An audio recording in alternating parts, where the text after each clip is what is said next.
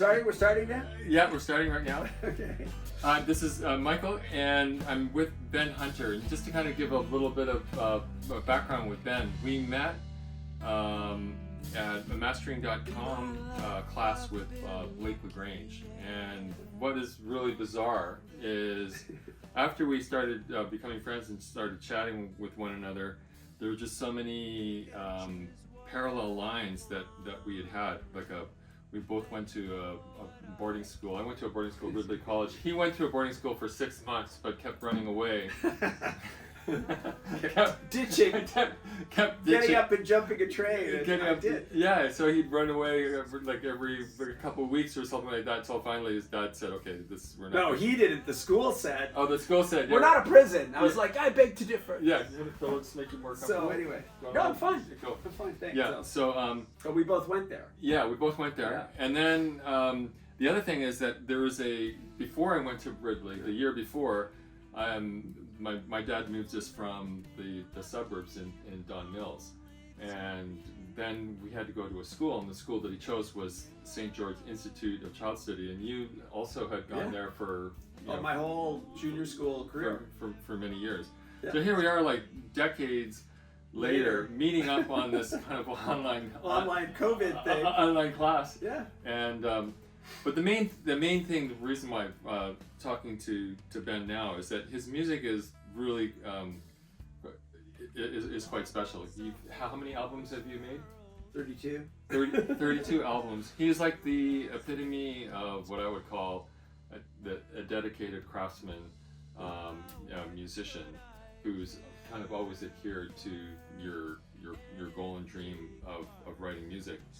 And right now, particularly, as you guys know, I'm doing this series, Eclectic Roots Groove. Now, what would you say your predominant style is? Well, I think of all the music that everyone in our country does pretty much as pop music. I think of everything because it's all for pop. It's very. So I really am a rock guy, I guess, mostly, but I do a lot of acoustic stuff, and I have wide diversity of influences. So anything with a guitar in it. So any sort of North American music with a guitar in it, I'm going to try it. So, I've done blues, I've done rock, I've done jazz, I've done pop. Right. So, but I think of myself I really think of myself as a pop songwriter, but it can be in any of those styles. But I'm really a rock guy, I guess. Yeah, rock to the bone. But but what fascinated the song? There's two songs I wanted to talk with you about, and it was your album Lucky. Yeah. And so what are the two songs that I wanted to... Lucky and Let Me Tell You Something? Yeah, Let Me Tell You Something. It's actually called About You. About You.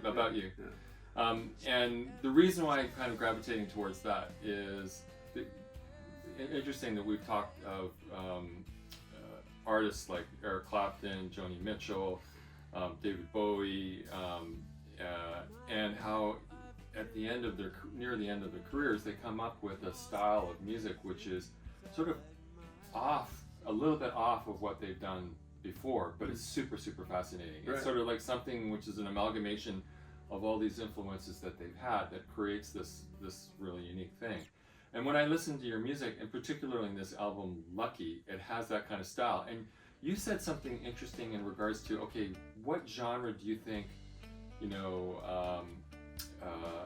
About You is? Yeah. And you came up with a really cool answer. Do you remember what it was? I thought it was like folk rock.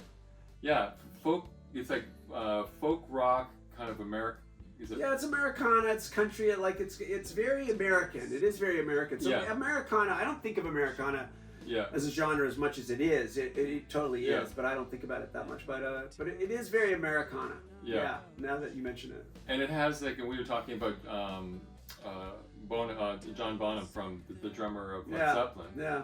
And how that song has this kind of like this swing beat in it, and that's really important to me. Swing is.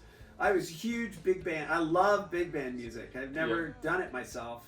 I don't really have the chops to do that. Like Brian Setzer, when he did that, it's that's one of the best concerts I've ever seen in my life, was Setzer and his big band. But I love the swing. I love swing, and things that are too stiff, I find it just feels too tight. So I love the swing, baby. Yeah. So so actually it would be kind of fun to go maybe a little bit of your journey, which then takes you up to the album Lucky, because then it kind of can paint a little bit of a picture, which I kind of feel in those particular two songs, that they are eclectic. I mean, there is a kind of like a straight ahead quality of maybe, you know, a punk or rock, straight rock music, what you had, a lot of the interesting things that you've done in the past, but somehow there's also kind of a theory that when you're a hammer, everything is a nail. So that's right. So like, am I forcing this idea that this is Eclectic Roots Groove in these two songs? No, you're not the first person that said that. Okay, and cool. About that album in particular, people have said that. A number of people that have interviewed me about it. Yeah. So let's kind of, if we can, go through like a précis version of your journey. I know if we had hours and hours and hours, still that wouldn't be enough time.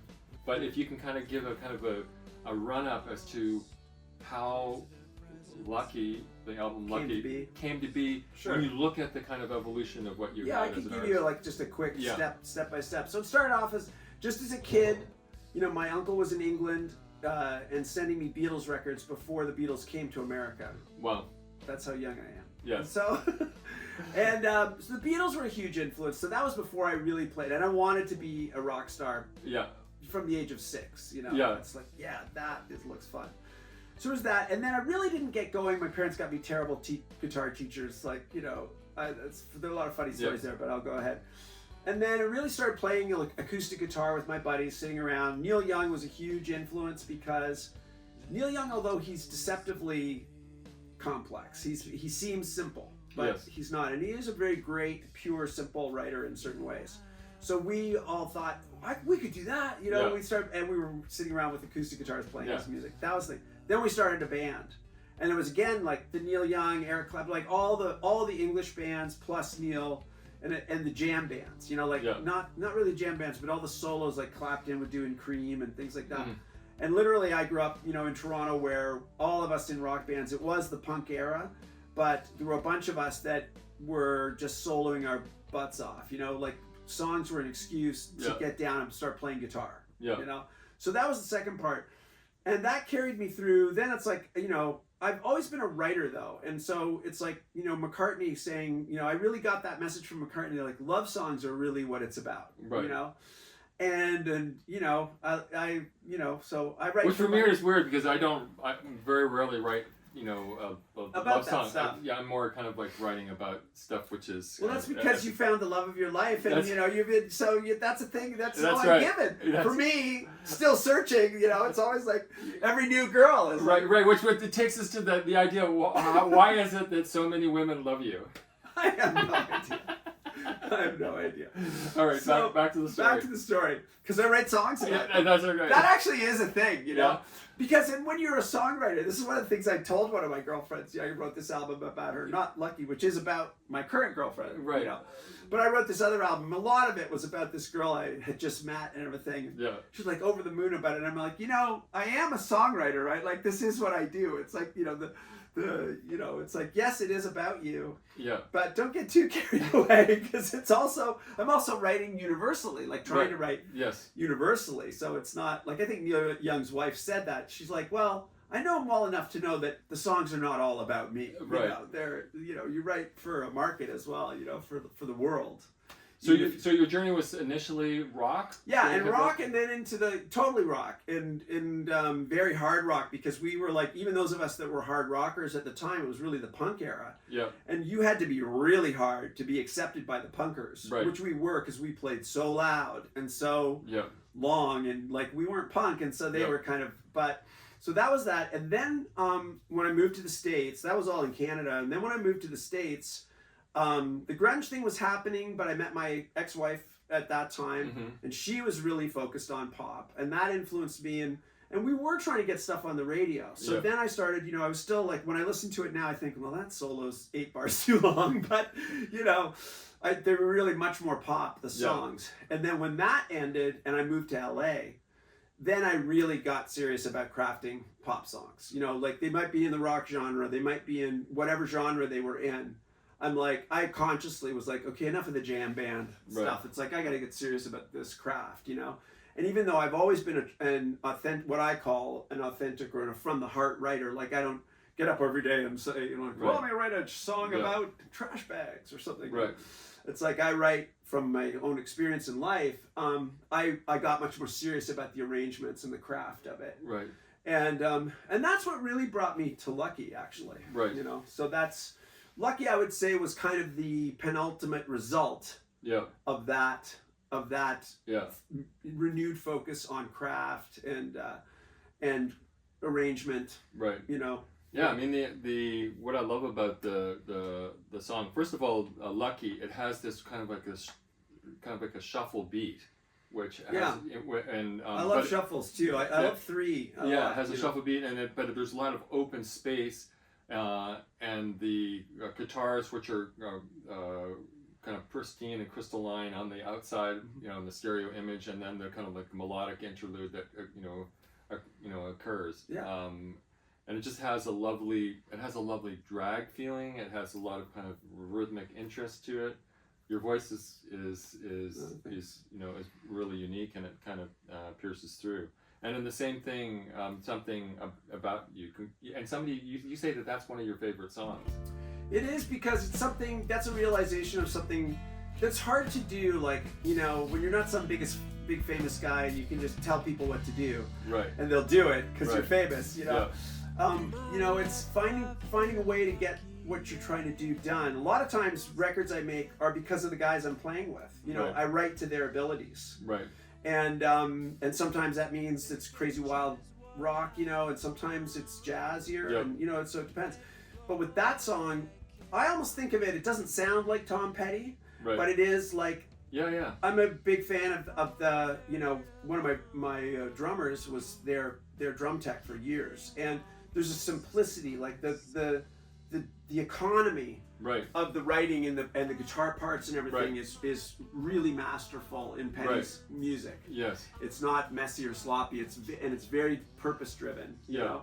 And so About You is sort of like that. It's totally organic, but it's a slow, measured, and there's no overplaying in it. No, you know? not at all. And I've been in bands where both, you know, myself and others were just like rushing to fill every space, and we're overplaying like crazy, and it's appropriate for some genres, but this was something I wanted to do. And I think both of those songs that you mentioned, it's the feel. They have great feel, and that's always important to me. If it doesn't feel right, I don't, you know, I'm not interested, actually. Yeah, and exactly.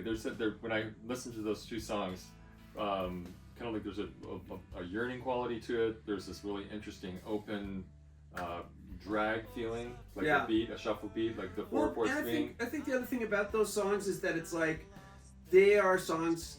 I was in love when I wrote those songs. Yeah. And they are gentle, true songs of really having this emotion for this person and appreciation and communicating something that's hard to communicate. Yeah. You know, it's very vulnerable and so I love to capture that kind of thing in a song, you know, if you can. Yeah. It's hard, and that's the kind of thing that's really hard to do in the rock environment, you know, even just with the players, you know, sometimes, you know, especially when you're younger, everybody just wants to But actually, it makes me think that's like a good analogy. Like when you make a meal at the very beginning, so you have your rock career, you have lots of energy, and you make a meal, and you're throwing all the spiciness things into it. Everything is just like really hot. And you're trying to show off. Yeah, it was really hot. It's really shimmering. It's like, you know, it's, and then as you get older, you're still a very young guy.